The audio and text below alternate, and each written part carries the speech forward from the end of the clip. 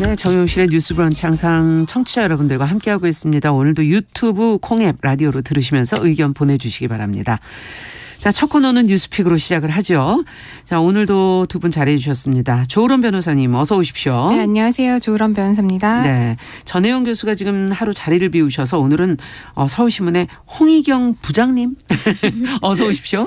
네, 안녕하세요. 홍희경 기자입니다. 네, 반갑습니다. 자, 오늘 두 분과 함께 이제 뉴스를 좀 들여다봐야 될 텐데요. 먼저 홍 기자님께 여쭤보죠. 지금 말씀드렸던 학생이 직접 참여하는 이 교원 평가.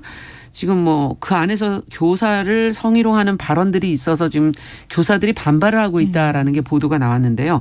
어떤 일이 벌어진 것인지 지금 상황과 보도된 내용 좀 정리해 주시죠. 예. 아시다시피 코로나19 방역 2년 동안은 학교가 비대면으로 운영되다가 올해에는 초, 중, 고교가 모두 1년 내내 대면 수업을 했잖아요. 그렇죠. 그렇다 보니까 학사 일정도 대부분 정상화되었고요. 지난달에는 학교별로 교원 능력 개발 평가가 일제히 시행됐습니다. 교원 평가는 교사를 학생, 학부모, 동료 교원이 각각 평가하는 제도입니다. 네. 그런데 최근 세종시의 한 고등학교 교원 평가에서 일부 학생들이 교사에 대해 평가한 서술식 문항 답변이 SNS에 공개됐어요. 이게 좀 논란이 됐는데요. 네. 답변을 보면은 여성 선생님을 대상으로 특정 신체 부위를 비하하거나 성적 불쾌감을 주는 성희롱적인 평가가 포함이 되었습니다.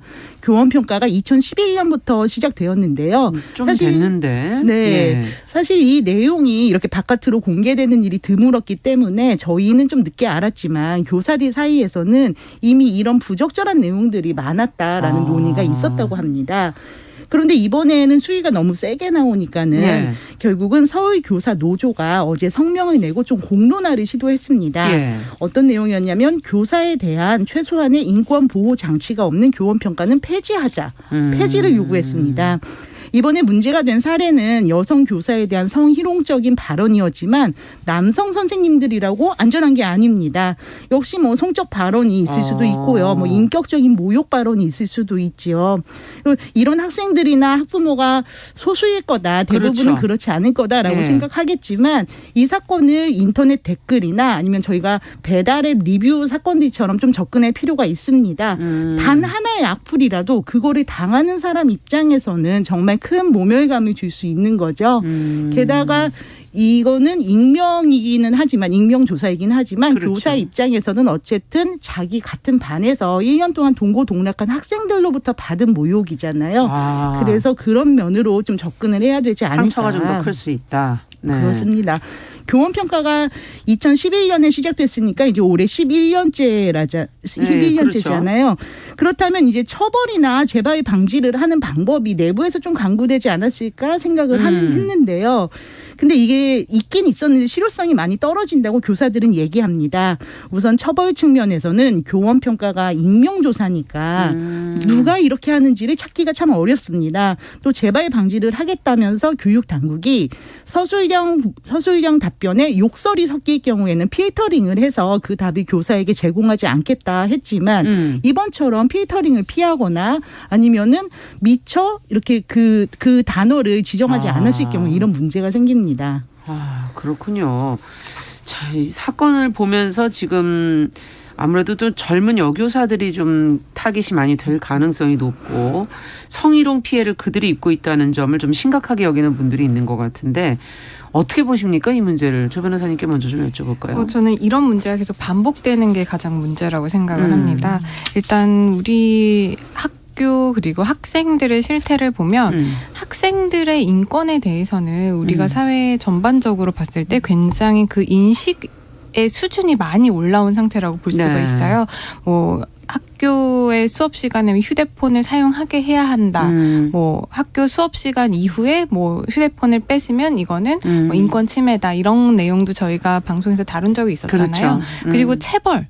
사실 그렇죠. 저희 때만 굉장히... 해도 학교에서 체벌하는 게 네. 어떻게 보면은 간혹가다 있는 일이었는데 지금은 거의 체벌이 없어졌죠. 그리고 최근에 뭐 강원도에서 어떤 한 학교에서 뭐 체벌이 있었다고 하니까 정말 굉장히 공분을 샀던 일도 있었고 이런 것들을 보면 사회에서 학생들의 인권에 대한 문제 의식의 수준은 굉장히 올라갔는데 그에 비해서 선생님들의 인권 문제는 우리 사회가 지금 어떻게 바라보고 있는가 이 부분을 한 번 더 짚어볼 문제라고 생각을 합니다. 네. 특히 이런 성희롱 관련한 문제들이 사실 성인들의 성범죄도 문제이긴 하지만 아이들이 온라인이나 SNS를 굉장히 쉽게 접하게 되면서 이런 부분에 대한 범죄의 유형이나 아니면은 범죄의 잔인성 이런 거는 굉장히 높아진 면에 반면 그 아이에 대한 처벌이나 이런 부분에 대한 인식은 아직까지도 애가 그랬는데 뭐 이런 수준에서 머물러 있는 것이 사실 현실이거든요. 그리고 제가 학교에서 뭐 교권위원회 활동도 하고 있기 때문에 학폭위 활동이랑 그런 것도 보면은 아이들 간의 어떤 범죄 문제, 뭐 성희롱, 성범죄 문제도 있지만 학생들이 선생님을 대상으로 하는 그런 성희롱 문제도 굉장히 학교에서 실제로 많이 발생을 하고 있더라고요. 근데 이제 선생님들이 맨 처음에는 많이들 참으세요. 왜냐하면 이거를 문제를 크게 일으키고 싶지 않고 그래도 내가 품어야지, 내가 교사로서의 사명을 다하려고 하시다 보니까 참으시는데 그 수위가 점차적으로 높아지면 이거를 학교에다가 문제 제기를 하십니다. 근데 또 학교에서도 또 선생님이 참았던 것과 비슷하게 그래도 선생님이 어른이니까 아이를 바르게 선도를 해야 된다 이런 식으로 계속 이런 문제가 묻히는 경우들이 많거든요. 그렇기 때문에 이런 성희롱, 뭐 성범죄 관련한 어떻게 보면 교권 침해 문제에 대한 사회적인 토론? 논의 이런 필요하다. 것들이 우리가 많이 생각을 해봐야 될 문제가 아닐까 그동안에 싶습니다. 학생의 인권 부분은 많이 발전했지만 또 교사의 인권은 그만큼 따라오지 못하고 있다라는 지적을 해주셨고요. 어떻게 보세요, 홍 기자님께서? 예, 정말 100% 동감하고요. 그러니까 선생님의 교권이나 선생님의 인권이 그동안 좀 학생들의 인권에 비해서 더 낮게 취급이 됐다라는 부분도 동감하고요. 거기에 더해서 선생님이 쓸 수 있는 방어권이라는 게 정말 없다라는 생각이 이번에 또 들었습니다. 네. 그 선생님들이 말씀하신 것처럼 그러니까는 일단 법률적으로도 학생을 상대로 어떤 법적인 대응을 한다는 것에 거부감이 있을 수밖에 없고요. 또 정서적으로도 선생님이 결국은 학생들의 학업뿐만이 아니라 비행이라든지 이런 잘못된 일탈을 지도하는 게 선생님의 임무이기 때문에 그것까지 선생님의 업무 영역이다라고 보는 그런 인식이 좀 있는 것 같습니다. 그런데 이 교원 평가를 보면은 저는 사실 기자여서 뉴스 댓글을 볼 때랑 되게 비슷한 패턴이라는 생각이 들었습니다. 뉴스 댓글, 제가 쓴 뉴스에도 이제 댓글을 보다 보면은 거기도 상처를 받을 것들이 있잖아요. 그렇습니다. 제가 이제 쓴 기사의 취지와는 전혀 다르게 이제 댓글을 뭐 비방성 댓글이 나올 때도 있는데요. 이 교원 평가는 사실은 좀 더 과학적인 방식으로 설계가 돼야 되는데 사실은 익명으로 진행이 되고 또 학부모나 학생이 교사를 전부를 이렇게 알지 못한 채로 어떤 단편적인 지식을 가지고 주관적인 평가를 내리는 거잖아요. 그렇죠. 그렇다 보니까는 인터넷 댓글처럼 매우 거친 표현이라든지 아니면은 불만이 그대로 여과 없이 나타나는 그런 양상들이 나타나서 이렇게 되면 교사들은 상처를 더 많이 받을 수밖에 없을 것 같습니다. 그래서 아까 기자님도 말씀을 해주셨지만 교육부에서 필터링 시스템을 도입을 했어요. 이 교원 평가를 학부모들이나 아니면 학생 같은 경우에는 이제 온라인으로 시행을 하다 보니까 충분히 IT 기술적으로는 필터링 시스템을 개발을 해서 그걸 도입을 했다라고 합니다. 작년부터. 근데 이제 문제는 이번에 문제가 된 그런 서술형 문항의 답변 같은 경우에도 필터링 시스템은 지금 작동을 하고 있는데도 이 필터링 시스템을 교묘히 중간에 단어와 단어 사이 그리고 글자와 글자 사이에 점이나 특수문자를 이렇게 붙이게 되면은 필터링으로 걸러지게 되는 욕설이라든지 비방 목적의 단어들이 걸러질 수가 없어요. 아, 그렇군요. 그러니까 예를 들어서 뭐 두 단어의 욕설을 붙여 쓰지 않고 단어 그러니까 글자 하나, 점 하나 이렇게 해버리면 필터링이 그것까지는 아직 보완을 하지 못하고 있다는 그런 단점이 있기 때문에 그런 것들을 또 아이들이 노리고 쓰는 거죠.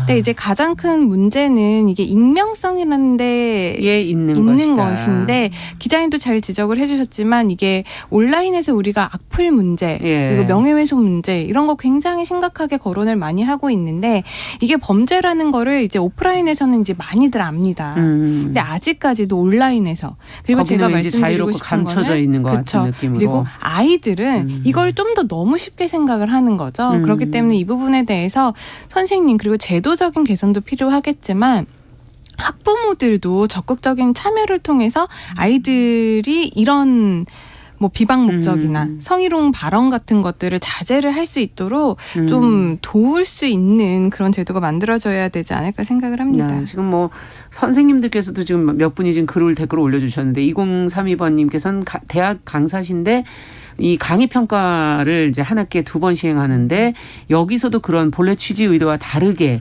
평가 기술 내용이 모욕적인 그런 경우들이 상당히 많다. 그냥 감내하는 경우가 많았는데 심적 충격이 몇 달을 간다. 지금 그런 얘기도 쓰셨고요. 또 변자숙님께서는 익명으로 처리가 되기 때문에 처벌도 사실은 좀 어렵다. 이런 이제 지적을 해 주셨어요. 그 처벌 문제와 관련해서는 이게 익명이기 때문에 처벌이 어려운 건 이제 그 굉장히 표면적으로만 우리가 봤을 때 이게 익명이기 때문에 사람 특정을 못해서 처벌을 못한다라는 문제. 근데 사실 이게 의지가 있으면은 이게 기술 기반이기 때문에 다 추적을 해서 누가 썼는지 들어갈 수는 있습니다. 수사가 된다면. 근데 여기에서 수사가 돼도 그 사람을 특정해도 문제인 것이 온라인에 의한 명예훼손이나 아니면 일반 모욕죄 같은 경우에는 전파성이 있어야 돼요. 1대1 간의 어떤 대화라든지 한 사람에게만 내가 이메일을 쓴다든지 개인적인 메시지에 그런 문구를 썼다라고 해서 이건 처벌이 안 되거나 전파성이 안 돼서 누구나 볼 수 있는 게시판에 글을 쓰는 행위 이런 경우는 되는데 개인적인 메시지를 보내는 경우에는 또 이제 명예훼손의 성립 요건인 전파성이 부족할 여지가 있어서 형사처벌로 하기 어렵다. 굉장히 이제 법적으로도 어려운 부분이 있습니다. 지금 김성님께서는 가정교육의 문제다 이렇게 얘기하시면서 진정한 인권교육이 안 되고 있다. 인간 존중 먼저 배워야 된다. 지금 그렇게 이제 쓰셨는데 김학선님께서 평가라는 거는 이유가 있는 거 아니냐. 그리고 항상 부작용이 있는 거 아니겠느냐. 지금 부적절한 내용을 쓴 이 사람들만 별도로 체벌하든 뭐 하면 되는 거지. 이 전체를 아예 없애자는 거는 좀 그건 또 너무 어불성설 아니냐라고 지금 적으셨어요. 두 번째로 제가 질문하고 싶은 게 그거거든요. 그럼 평가제 이 자체를 그럼 없애야 된다는 얘기입니까? 이거 자체에 이유가 있는 거 아니냐 지금 얘기를 하는데 저도 그 부분은 어느 정도 공감되는 부분이거든요. 그 부분을 두 분께서는 좀 얘기를 해 주시죠. 예, 11년 동안 어쨌든 지속되어 온 제도니까는 이게 이런 일이 생겼다고 바로 폐지를 얘기하는 것은 성급한 일이 맞는 것 같긴 합니다. 그렇지만 그렇다면 이 평가가 이런 부작용 말고 작용의 측면에서는 잘 되고 있느냐 이 부분도 역시 따져보면은 조금 회의적인 부분이 있습니다. 교원 평가라고 저희가 얘기를 하는데 정식 명칭이 교원 능력 개발 평가입니다. 그럼 교원의 능력을 개발할 수 있는 자양분이 될 만한 평가여야겠잖아요. 그렇죠. 제가 전북 교육청에 있는 2022학년도 교원 평가 예시 문항을 찾아봤습니다. 이번에 문제가 된 서술형이 아니고 객관식 평가로 학부모나 학생들이 이제 5개 척도 중에서 표시할 수 있는 건데요. 점수를 표시하는 거죠. 예, 그렇습니다. 근데 문항이 어떠냐면 이렇습니다. 5개 읽어드릴게요. 선생님은 학습에 적합한 환경을 조성해 주십니다. 선생님은 우리에게 평가 결과를 정확하게 알려주십니다. 선생님은 우리의 개인적 문제를 파악하고 지도하십니다. 선생님은 우리가 학교 규칙을 지킬 수 있도록 지도하십니다. 선생님은 우리가 타인을 배려하는 생활 태도를 갖도록 지도하십니다. 좀 굉장히 모호한데요. 예, 약간 모호하고 조금은 평이합니다. 이게 왜 그렇게 되냐면요. 이게 무슨 왜 알아야 되는 건가 하는 생각 드는 것도 있고. 그렇죠. 교육 현장에서 사실 교사들이 교원의 능력을 개발한다고 하면은 교사들은 어떻게 생각을 하게 되냐면 내가 좀 더 새로운 학습 방식을 개발하고 내가 좀 더 잠이 드는 아이들을 깨울 수 있는 교수법을 개발하고 이런 거를 생각을 합니다. 그렇지만 그 방법은 선생님마다 다 다양하게 각각 나올 것이고 또 어떤 학생을 가르치냐에 따라서 상당히 다양한 방법이 개발이 될 텐데요. 이 평가는 객관적으로 해야 된다라는 그 목표를 갖고 있기 때문에 전국의 모든 교사들을 하나의 척도로 이렇게 그 범주 안으로 넣어야 하는 겁니다. 그러다 보니까 이렇게 평이하고 또 모호한 문항들이 개발될 수밖에 없고요. 이렇게 되면은 이게 과연 교원 능력을 고양시킬 평가인지 아니면 인기 평가인지 애매해지는 게 되는 것이죠. 그렇군요. 지금 뭐 예문을 듣다 보니까 지금 여러 가지 복잡한 생각이 드는데 조 변호사님께서는 또 어떻게 이 보세요? 교원 능력 개발 평가, 그러니까 교원 평가라는 게 목적이 한 3가지가 있다라고 보시면 됩니다. 하는 목적이 일단 교육부에서 하고 있는 것이고, 첫 번째 목적이 교원 능력의 신장이에요. 그렇죠. 그리고 두 번째가 학생과 학부모의 공교육 만족도 향상.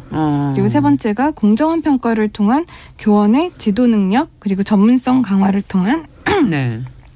학교 교육의 질적 향상. 이 세 가지 목적을 가지고 하는데 네.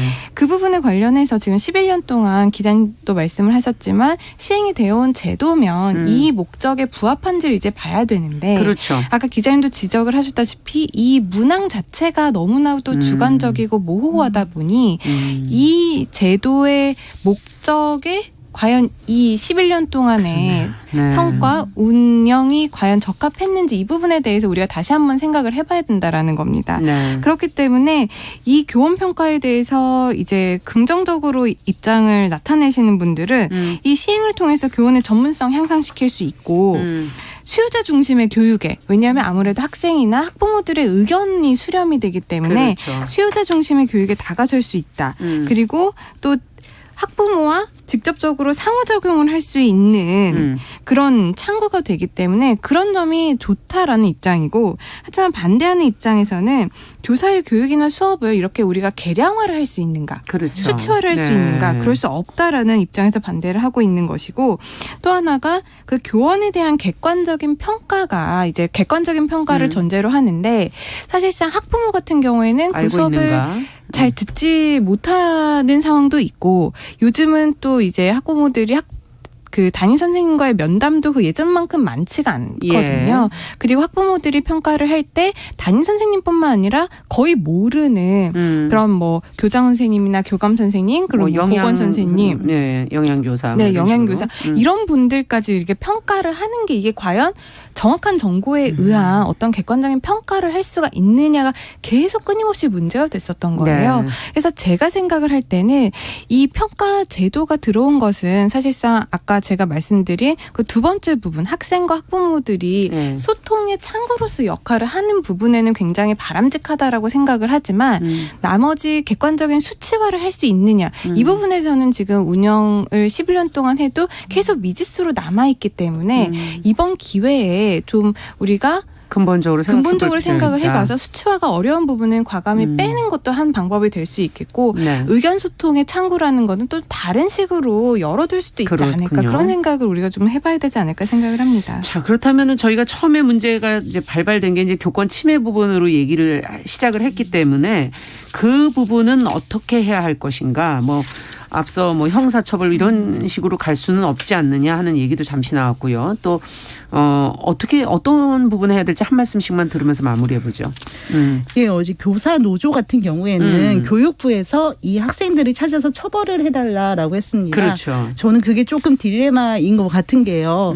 사실 교육부는 어떻게 보면은 이런 일을 방치한 오히려 가해자 쪽에 좀 더 가까운데, 그럼에도 불구하고 선생님이 학생을 고소하거나 고발하거나 명예훼손을 얘기한다는 것 자체가 좀 금기시되는 그런 분위기니까는 아무래도 그런 얘기가 나왔겠죠. 네. 그래서 교원 평가에서 교사에게 방어력을 좀 더 부여를 한다든지 아니면은 이번 기회에 교원 평가의 좀 내용을 FGI라든지 다양한 방식으로 좀 더 과학적인 설계를 한다든지 그렇게 바꾸는 제도에서 이걸 찾아야지, 이걸 다시 사법적으로 해결을 한다든지 아니면은 아예 그러니까 폐지하자 이런 식으로 좀 극단적인 선택을 하는 건 지양해야 될 것 같습니다. 네, 좀 더 과학적으로 이것을 평가할 수 있는 방법을 조금 더 연구해 볼 필요가 있다. 어떻게 보세요, 조 변호사님께서? 저는 법적인 제도도 좀 우리가 충분히 활용을 해야 된다라고 생각을 하는데요. 두 가지 측면에서 말씀을 드릴 수가 있을 것 같습니다. 지금 교원지휘법 같은 데 보면 교권 침해 활동에 대한 규정이 있고요. 네. 그에 대한 조치가 있기는 한데 굉장히 미비합니다. 그렇기 때문에 그 법에다가 교사들의 어떤 방어권을 위한 좀 제도들을 조금 더 강하게 실현을 하는 것, 그 부분도 우리가 우리가 하나 주목을 해야 될 필요성이 있을 것 같고 또 하나는 이게 너무 형사 사건화를 시키는 것이 어떻게 보면은 아이들에게 뭐 낙인 효과라든지 이런 우려를 불러일으킬 그렇죠. 수 있기 때문에 네, 조심스러운 거죠. 조심스럽기는 하지만은 네. 이게 너무나도 심각한 범죄 수준에 이르다 보면은 아무리 아이들이 한 행동이라고는 하지만 성인인 피해자도 이게 트라우마라든지 피해가 평생 가는 부분이 있거든요. 네. 그렇기 때문에 학교와 선생님들의 적극적인 조치가 이루어져야 되고 그 조치로도 미흡한 부분이 있다면 형사처벌할 수 있는 부분이 있다라고 한다면 그 부분도 적극적으로 좀 행사를 하는 게 잘못된 행동이 바람직하지 범죄 않을까 수준이냐 생각합니다. 아니냐도 한번 네. 생각해 볼 필요가 있겠군요. 자, 첫 번째 뉴스는 저희가 여기까지 하도록 하고요. 두 번째 뉴스로 좀 넘어가 보죠. 자, 이태원 참사 대응을 위해서 구성했던 중앙재난안전대책본부 지금 지난 2일에 운영을 종료를 했습니다. 이유가 무엇이고 앞으로 그러면 어떻게 되는 건지 조으론 변호사께서 좀 정리를 해 주시겠어요? 네, 이태원 참사 대응을 위해 꾸려졌었던 중대본, 그러니까 중앙재난안전대책본부가 2일 오후 7시부로 이제 해체가 됐습니다. 네. 이태원 참사가 발생한 지 34일 만인데요. 그 중대본 같은 경우에는 이태원 참사 다음 날 10월 30일 5월 오전 2시 30분경 가동이 돼서 이제 해체되기까지 총 23번의 회의를 개최를 했고요. 예. 회의를 통해서 사회재난 특별 재난지역 성포, 합동 분향소 설치, 그리고 장례 의료 지원 이런 범정부 차원에서의 사태 수습에 주력을 해왔다라고 합니다. 예.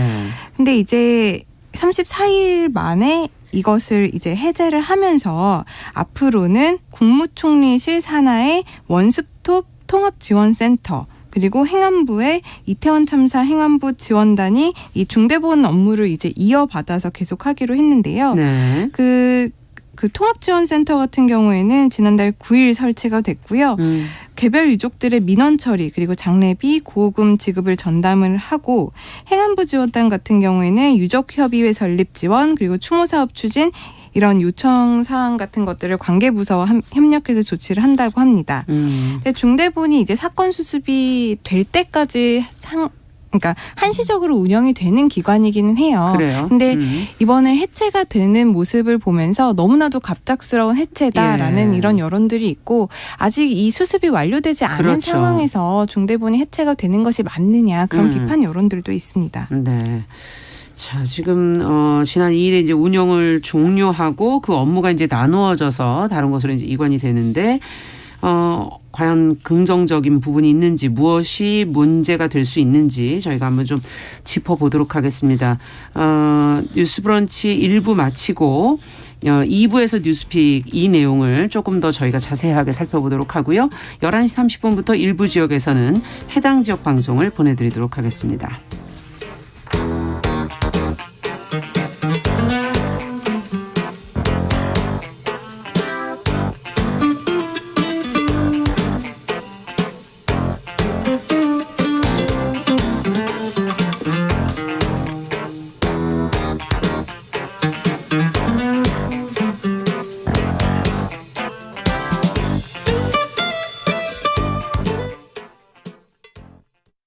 지금 시각은 11시 30분입니다. KBS 여러분은 지금 KBS 1라디오 정용실의 뉴스 브런치와 함께하고 계십니다. 네. 지금 뉴스픽 계속 이어가겠습니다. 이태원 참사 대응을 위해서 구성이 됐던 중앙재난안전대책본부 지난 2일에 이제 운영을 종료했다라는 말씀을 드렸는데 자, 이렇게 해체가 되면은 원래 이제 그동안의 운영에 대해서 평가를 할 수밖에 없게 되거든요. 근데 이제 이상민 장관은 그동안의 범정부 사고 수습에 총력을 기울여 왔다라고 긍정적으로 이제 평가를 했다고 하는데 여기에 대해서 이 역할을 정말 어떻게 했는가에 대해서 이제 평가를 해봐야 될 것 같습니다. 두 분께 좀 여쭤보죠. 어떻게 평가하시는지. 예, 이 중대본 기능에 대해서 보면은 중대본이 그래도 짧은 시간 안에 많은 인력을 배치를 하고 또 어떤 성과를 거둔 것은 사실입니다. 네. 그렇지만 이 중대본이 그럼에도 불구하고 저희한테 조금 비판적인 시각으로 저희가 볼 수밖에 없었던 이유는 중간중간에 그 유가족의 마음을 이해하지 못하는 소통 방식이나 아니면은 부적절한 발언들이 나왔기 때문입니다. 네. 근데 해체하는 순간에도 약간의 소통 부족이 눈에 띄었습니다. 이상민 장관께서 범정부 사고 수습에 총력을 기울여 왔다고 하셨는데 사실 저희가 궁금했던 거는 사고 수습이 아니라 이 사고가 대체 왜 어떻게 났고 왜 이렇게 피해가 큰지입니다. 그 부분을 규명하거나 그 부분에 대해서 설명하는 일은 지금 수사로 진행이 되고 있는데 그거를 좀 더 중대본 차원에서 했다면은 좀 더 저희가 사회적 갈등을 줄이는데 도움이 됐을 것 같은데요. 그러니까 중대본이 하지 않았던 일 때문에 그러니까 중대본이 그 일을 하지 않았기 때문에 저희가 중대본에 대해 좀 비판을 하게 될 수밖에 없습니다. 네. 그리고 더욱이 그 수사가 지금 주로 현장 실무자들을 대상으로 이루어지고 있기 때문에 비판이 커지고 있습니다. 정리하자면 이상민 장관의 말씀 자체는 크게 틀린 게 없는데 이상민 장관이 말씀하시지 않는 부분, 계속 질문을 하도 말씀하시지 않는 부분 이런 것 때문에 저희가 좀 답답합니다. 네. 어떻게 보세요, 조 변호사님께서는? 저는 이걸 두 가지 측면에서 좀 나눠봐야 될 것 같은 게 일단 해체가 과연 할 수 있었던 것이냐라고 생각을 해본다면 저는 그 부분에 대해서 긍정적으로 평가를 할 수밖에 없을 것 같습니다. 일단 중대본 같은 경우에는 그 중앙재난안전대책본부 구성 및 운영 등에 관한 규정에 의해서 이제 꾸려지고 운영이 되는데요. 여기를 보면은 대규모 재난의 대응 복구 등을 위해서 중대본이 이제 설치가 되고 운영이 됩니다. 그러면은 대응 그리고 복구인데 사실상 이 참사가 이미 어떻게 보면 이 참사 행위 자체는 종결이 됐다고 볼 수가 있겠죠. 다만 그 부분에 대한 원인 규명이라든지 누가 책임을 질지는 또 별개의 문제잖아요. 네. 그렇기 때문에 그 규정을 우리가 들어서 생각을 해본다고 한다면 일단 중앙대책 그 중대본에서의 어떤 대응이라든지 수습은 34일간 어느 정도 일은 이루어졌다라고 평가를 할 수가 있을 것 같습니다. 근데 다만 아쉬운 점은 기자님께도 지적을 하셨다시피 그런 수습 과정 그리고 이 중대본이 설치되고 운영되는 과정에 있어서 과연 국민들의 마음을 적절하게 위로를 할 수 있는 시간이 있었느냐. 그런 부분도 어떻게 보면은 사고, 재난의 수습과 대책 복귀에 있어서 굉장히 중요한 부분이죠. 복구에 있어서 굉장히 중요한 요소인데 그런 부분을 제대로 하지 못한 부분에 대해서 우리가 비판을 할 수 있을 것 같고요. 또 하나는 일단은 지금 중대본은 이제 해체가 되었지만 행안부라든지 국무총리실 산하에서 이제 지금 업무들이 분산이 되어버리면 중앙 컨트롤 타워가 없어지는 문제점이 있습니다. 그렇기 때문에 중대본이 해체가 됐다라고 하더라도 행안부에서는 중앙 정부로서 그 컨트롤 타워 역할을 꾸준히 수행을 해야 이런 비판이 더 거세지지 않고 좀 국민들의 마음을 위로하면서 또 유족들의 심정을 충분히 듣고 문제를 해결을 할 수 있는 의지를 보일 수 있을 거라고 생각을 합니다. 네. 지금 앞서 얘기해 주신 것처럼 공통된 부분은 아쉬운 부분이 있다라는 말씀이셔서 그러면 어떤 부분을 좀 보완해야 할지 무엇을 꼭 끝까지 해결해야 할지 두 분께서 첨언을 해 주시고 마무리하죠. 먼저 홍 부장님. 예. 중대본이 상설기구가 아니기 때문에 탄생부터 이제 종료를 염두에 두고 하긴 했지만 그렇다고 중대본이 끝났다고 중대본의 업무가 끝난 거는 아닌 것 같습니다. 말씀하신 대로 국무총리실 산하나 아니면은 행안부에 설치된 그 기구가 계속해서 유가족들이 소외감을 느끼지 않도록 또 이 안전 조치가 계속 이행될 수 있도록 해야 될 것 같습니다. 네, 제가 아까 말씀드린 것과 같이 지금 업무는 계속 지속되는 것으로 보여지기는 합니다만 아까 말씀드린 대로 중앙 컨트롤 타워는 행안부에서 계속 이것을 쥐고 나가야 이제 국민들로부터 이 사태 수습에 대한 신뢰라든지 나중에 후속 절차들이 이행될 때 지지를 얻고 이해를 받을 수 있을 것 같습니다. 네. 자, 뉴스픽 여기까지 말씀 듣겠습니다. 서울신문의 홍희경 부장 그리고 조론 변호사 두 분과 함께했습니다. 말씀 잘 들었습니다. 감사합니다. 감사합니다. 감사합니다. 남성의 입장에서 여성의 입장을 이해하는, 그래서 사실 이 역지사지의 태도가 한국 사회로 지금 필요한 것이 아닌가. 그 어떤 사람들은 삼루에서 태어났으면서 자신이 삼루타를 친 것처럼 생각하며 살아간다라는 말이 있어요. 중에